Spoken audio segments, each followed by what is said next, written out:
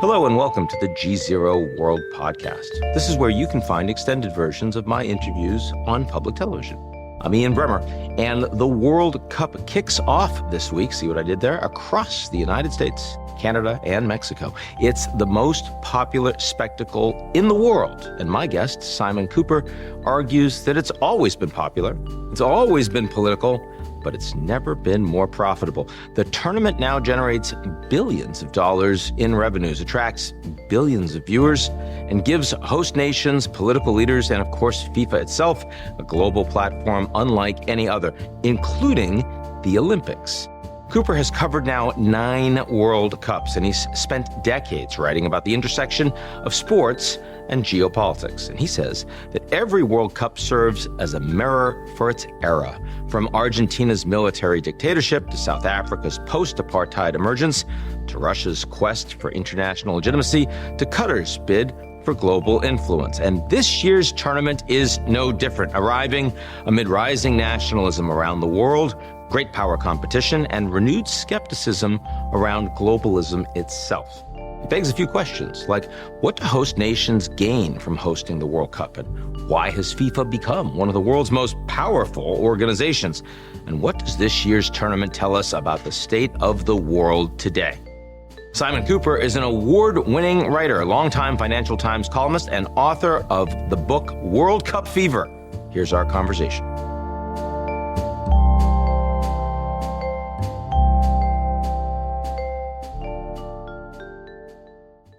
The GZERO World podcast is brought to you by our lead sponsor, Prologis.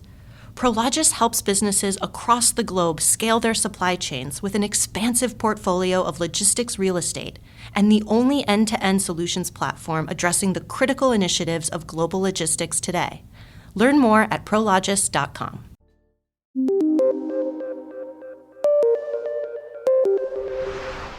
Simon Kuper, thanks for joining us today.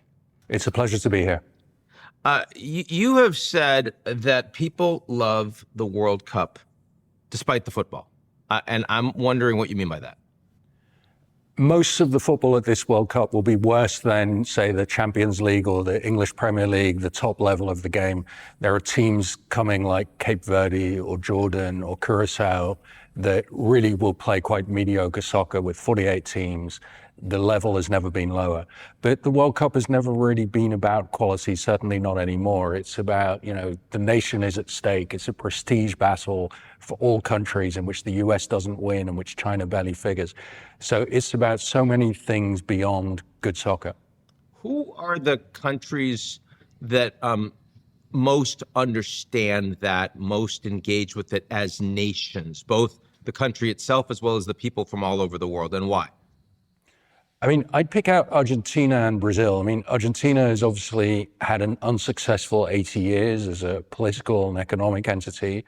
And this is the one global hierarchy where Argentina is top of the world. They're world champions. They have possibly the best player ever, Leo Messi. And so it's an enormous source of national identity.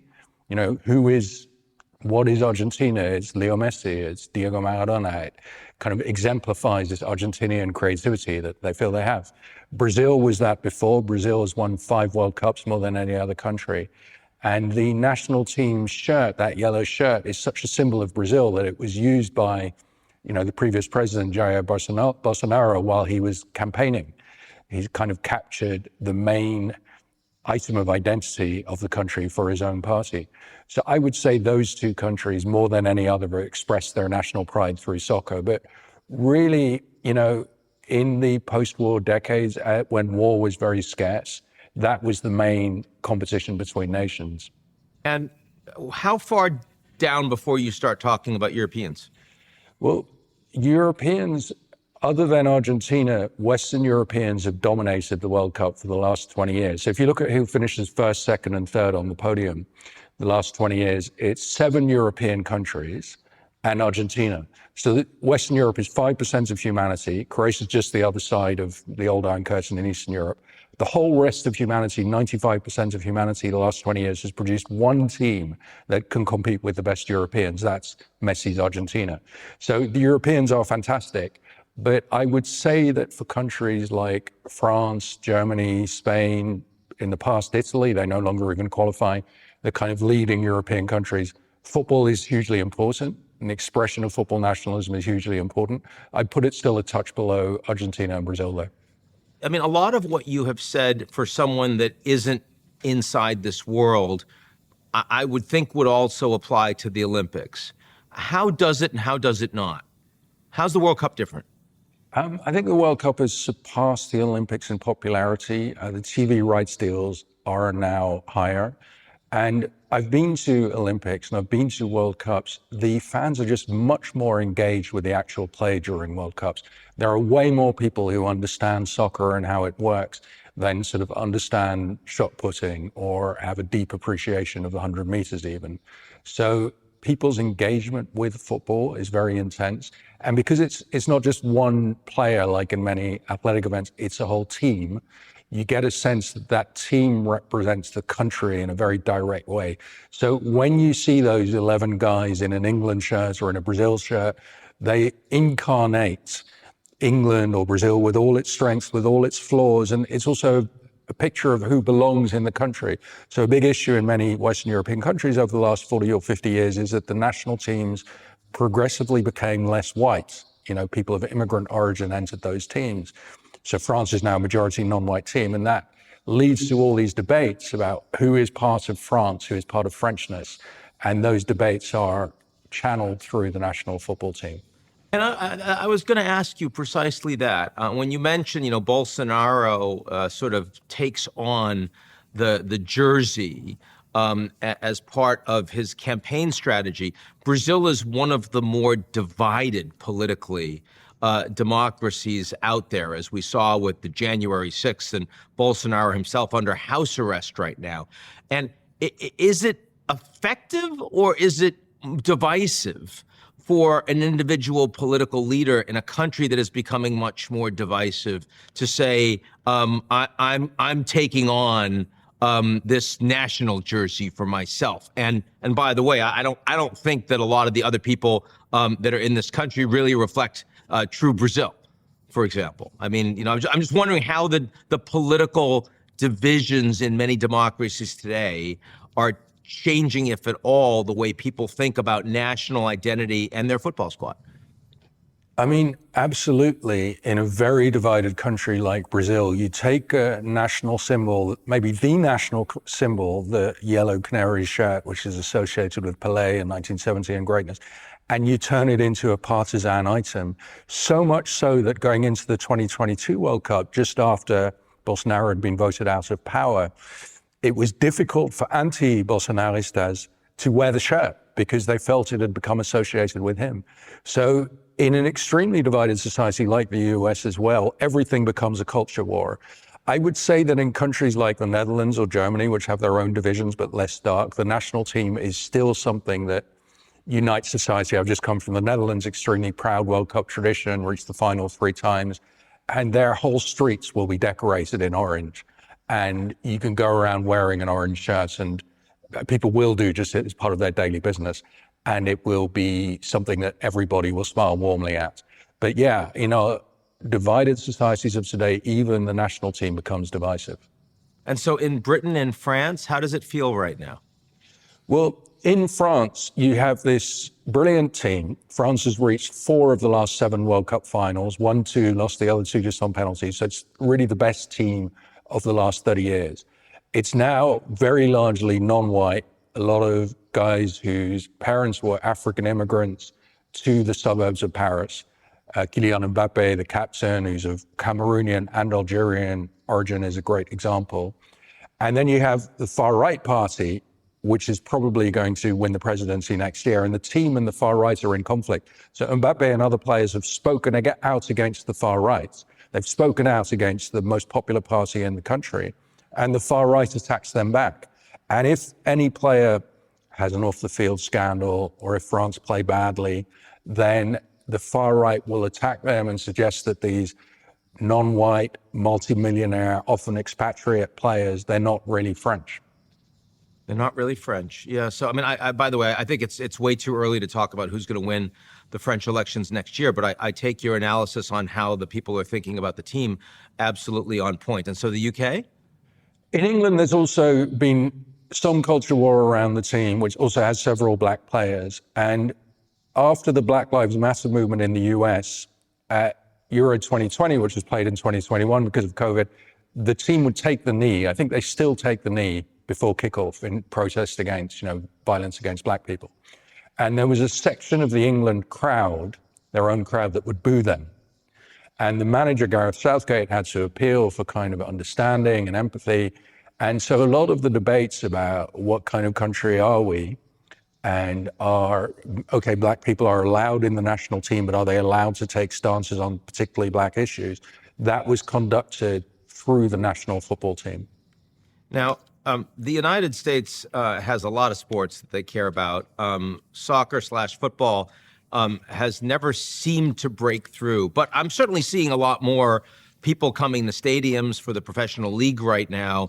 And there is excitement around the World Cup, including in my own New York City. How do you think, do you think that football is on a trajectory in the United States to have the kind of electrifying impact on the population that it does in so many other countries around the world? And why or why not?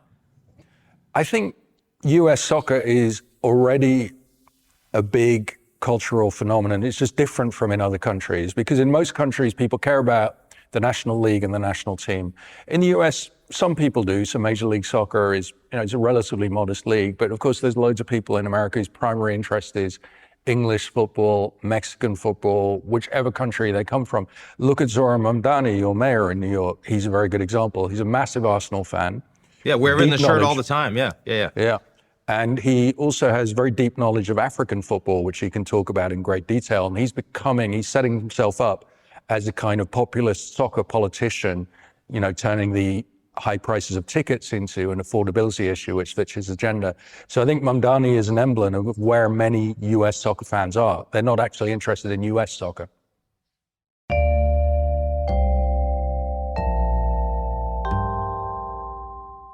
The GZERO World podcast is brought to you by our lead sponsor, Prologis.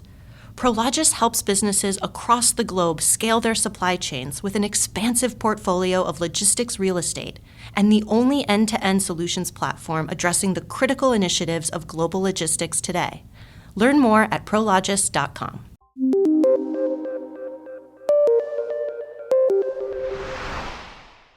So the Iranians are playing in this cup, including a game in the United States. Their players are flying up to Seattle. I guess it's going to be on Pride Day. So both Iran and Egypt. It's one of the most interesting geopolitical events. What should we watch for there? Do you think there's a possibility that folks could defect? Do you think that security is an open question? The Americans are obviously at war with this country right now. Yes, the Iranian Federation, which is run by a former Revolutionary Guard leader, is terrified there will be defections. Several players of the Iranian women's team defected recently to Australia. In Australia, yeah. So that is a possibility. There's so much to watch. Iran were originally going to have their training camp in the US, but obviously that was not going to be a good idea. So they moved it to Tijuana in Mexico, and they'll be flying up to their 3 games. Now, they play 1 or 2 games in Los Angeles, which obviously has a huge exiled Iranian population. There'll be a lot of protests from Los Angeles Iranians against the regime.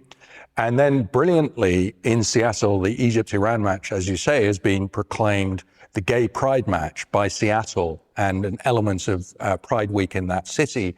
Neither the Iranian Federation nor the Egyptian Federation was pleased about that, but Seattle's kind of showcasing, this is America, everybody is welcome here. And so, there'll be immense flashpoints, and I think the one that every soccer fan is rooting for, if the US and Iran both finish second in their group, then they play against each other in the second round in Dallas, which I think would be the geopolitical derby of all time. That would be absolutely incredible. Who would likely win a match between the Americans and the Iranians? It would be quite low quality. Home advantage is worth about 1 goal a game. So between 2 poor teams, I think the US would inch that.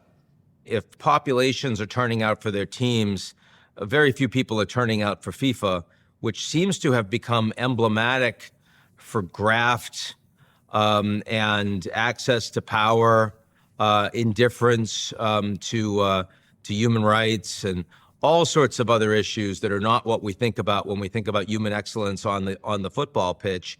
How has FIFA lost their way, and how bad is it? I'm not sure FIFA was ever different. I mean, the second World Cup was hosted by Benito Mussolini's Italy in 1934. The Argentinian military junta hosted in 1978, Vladimir Putin in 2018. So FIFA has always been happy to give the World Cup to any autocrat. It has never shown particular concern for human rights. I think the difference this time is because it's in the US, the country that's used to paying the highest prices for sports tickets in the world, they have tried to take advantage of that by charging extortionate ticket prices, which was never in the World Cup tradition. There was always this idea that the World Cup was a kind of international public good that everybody should be able to access if they loved soccer without paying terribly high prices. You know, there'd be a few extremely expensive tickets for sponsors and so on. But mostly you could get into almost any World Cup game in the past for under $100. And in the US, they've thrown that out the window. They're charging these extremely high ticket prices. And it's a kind of test of whether the public and the soccer supporting public will bear that, because it's so much against the tradition of the World Cup. But yeah, FIFA is run a lot like an autocracy. And of course, in our world today, that's become a much more common thing. So Gianni Infantino, the FIFA president, he consorts with people like Mohammed bin Salman, Vladimir Putin at World Cups. Now with Donald Trump, Trump spent more time with him than any leader of a country last year, 2025. And Infantino runs FIFA much like a lot of autocrats run their country. He runs it pretty much solo. If you want to know what FIFA's doing, the best place to follow it is on his personal Instagram account. He earns a salary of over $6 million. He never gives press conferences, hasn't given one for 3 years. So he's totally unaccountable. He ignores the public, he ignores the media, and he seems to exist in this circle of leaders of countries. And he's always forever sucking up to Trump in a way that most football fans probably find grotesque. So you weren't surprised at all when he decided to give this FIFA Peace Prize that had never existed before to the American president? It's the act that everybody cites as the kind of symbol of everything that's wrong with this World Cup, and I feel that as well. But no, it's not surprising. I mean, the thing about FIFA is they themselves have always felt they should get the Nobel Peace Prize. So the first president of FIFA, Jules Rimet, was nominated for the Nobel Peace Prize when he died in 1956 and thereby became ineligible. Because the idea of FIFA is always football brings peace. Football is, being president of FIFA is like being president of a country, but better because you represent the nation of football. Sepp Blatter, the previous president, desperately wanted the Nobel Peace Prize. So I think Infantino was very well placed to understand Trump's personal desire and obsession with that prize. Why are there no consequences for the leader of FIFA to act with indifference to the broader public that ultimately they do rely on for the success of their sport and their league?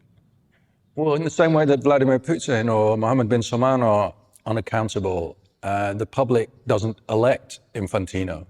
Infantino's responsibility is to the 200 plus presidents of national federations, you know, from the US Soccer Federation to American Samoa or Liechtenstein. They all have one vote. And a lot of these federations have no money coming in at all, except from the World Cup. And his offer to those presidents of federations is, I'm going to bring in as much money as possible from the World Cup, including through ticket prices. I'll channel loads of it to you. If you, the president of a national federation, want to stick that in your back pocket or in your personal bank account, nobody is going to check up. On the other hand, if you feel like it, you can invest it in building soccer fields, training coaches. And so these presidents, they elect him based on what he gives them and what soccer fans think is totally immaterial to Infantino or FIFA. So we should just think of him as the private owner of something that has nothing to do with the public. I mean, he's in that regard, he has very little to do. I mean, because even dictators of countries ultimately have some level of accountability to their populations. Otherwise, they're in trouble. That's really not the case here at all. It's not about the retail fan. It's just about the 200 people that control these federations. Yeah, I mean, he is unaccountable. And the reason is, I mean, I always say, it's not Donald Trump's World Cup. It's not Infantino's World Cup. And if you think you shouldn't watch because you dislike them, you're making the wrong decision. What FIFA have is they created the World Cup in 1930, and that allows them to organize and monetize it. And it's very hard for anyone to take that away from them. So in the past, there's been discussion among some Western democracies of maybe England and Germany and the Scandinavians could break away and refuse to participate as long as FIFA was this autocratic and misguided. And they've never dared to because they want to be in the World Cup. The World Cup is the biggest competition in sport. And if England and Germany and others said, well, we're just going to boycott it, well, FIFA would hold it without them. So yeah, nobody has ever found a way to make FIFA accountable. They're also based in Switzerland, which is a country that has left them very much alone to do their thing. Now, I want to talk at least a little bit about the World Cup that's coming up right now. And it's not just in the United States, it's also in Mexico and Canada. I've seen a lot of politics in Mexico, big demonstrations from the teachers, for example, all over the country, trying to use this as a moment that they can gain a lot of their own political demands. How much of this is going to be a Mexican Cup and or a Canadian Cup, or is it really the Americans that are going to dominate what we see going forward? Well, the US has 3/4 of the World Cup, and it has all the good games. All games from the quarterfinals on are in the US. So I see it as the US as chief host, and then there's small franchises in Canada and Mexico. Now, of course, the US is always in the eye of the world, so is not particularly interested in the global spotlights. That means nothing to the country. Canada and Mexico, for them, it's a very exciting moment to present themselves to the world, to be seen by other countries. And that's also true for protest movements like the one you mentioned. So protest movements always get into World Cups. And I think we'll see that in the US as well, anti-Trump, anti-ICE protests. I see it as very much primarily a US World Cup, though. So for people that are watching this, like myself, that aren't necessarily ongoing diehard football fans, they now have access to you, one of the world's leading experts on this issue, period. How should we watch the Cup? What should we engage with? What would create the best experience for us from your perspective? I think you need to keep two things in mind separately. Donald Trump is trying to use the World Cup to become the star of the show. Infantino is an unaccountable autocrat, and we should totally shine the spotlights on them and understand what they're doing. On the other hand, the World Cup is a beautiful experience. It unites a country. You know, in a lot of countries, the most watched television programs of all time are matches of the national team. That would be true in France, England, Holland. So a whole country is united. It unites the world in a way. It's like a religious feast for the whole world and for people of all religions, and everybody kind of suspends the hard work, the daily slog, and enjoys the party. People support the Cinderella teams. The whole world will cheer if, Cape Verde put a ball in the top corner. And so I think people need to look at the ugliness off the field and enjoy the beauty and passion on it. And it's possible to do both those things. So this is twice you've kind of said Cape Verde is expected to do literally nothing on the pitch, right? Is that is there any possibility that they could win a match? They're playing Saudi Arabia, which has often been the worst team of the World Cup in the past. So yes, it is possible. I would not bet on it. I mean, there's never been as many kind of Cinderella teams as this time, with the likes of Cape Verde, Curacao, Jordan. And yes, I mean, there's always a Cinderella that comes good, most famously Cameroon in 1990, and they had this beautiful run to the quarterfinals that the whole world enjoyed. So there will be a team like that this time. I would not put any money on Cape Verde, though. Okay, and your expectation to win it all, Simon? Well, my predictions are always wrong, but also World Cups are impossible to predict because there's a huge random element. Most games in the knockouts are decided by a single goal or penalty shootouts. With that caveat, France and Spain are probably the best teams in the world, but even they, the prediction markets give them less than 1 in 5 chance each. So who knows? It's random. Simon Kuper, thanks so much for joining us today. Thank you. That's it for today's edition of the GZERO World podcast. Why not make it official? Why don't you rate and review GZERO World? 5 stars, only 5 stars, otherwise don't do it. On Apple, Spotify, or wherever you get your podcasts. Tell your friends.